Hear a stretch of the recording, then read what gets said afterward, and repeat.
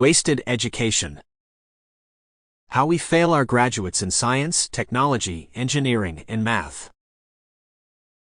Written by John D. Skrentny. Published by the University of Chicago Press. Chapter 1. Introduction. The Great Investment in STEM Education.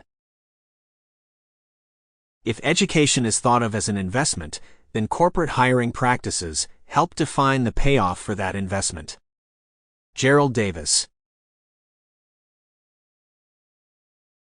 In an America riven by political conflict, there is at least one point of policy consensus.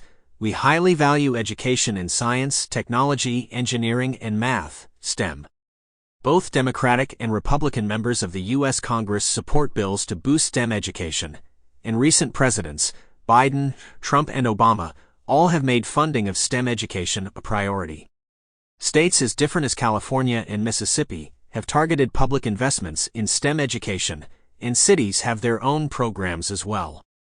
Major philanthropies are investing in STEM education, and individual students and families are putting in their own dollars, time, energy, and effort. The number of STEM majors has surged.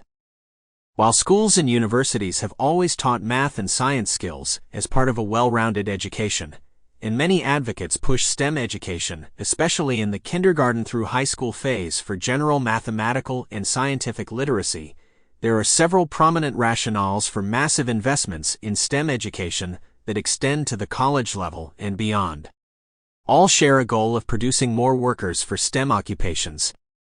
First, there is the shortage rationale.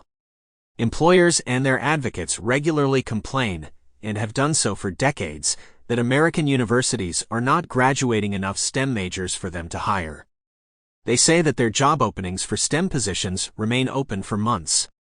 Some throw up their hands and say they cannot wait any longer for universities to graduate more STEM majors, and they press for more STEM-educated foreign workers to be admitted to the U.S. to meet their voracious demand. So urgent are their pleas that they may come with threats that they will leave the U.S. to set up operations in foreign countries because of the lack of STEM workers in the U.S. Second is the competitiveness rationale. A favorite of policymakers as well as some employers, this line of reasoning emphasizes that STEM grads are crucial because STEM workers innovate, and innovation is the source of economic growth and strength as well as national security.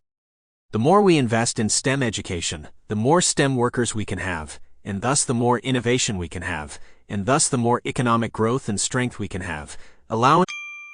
Sample complete. Ready to continue?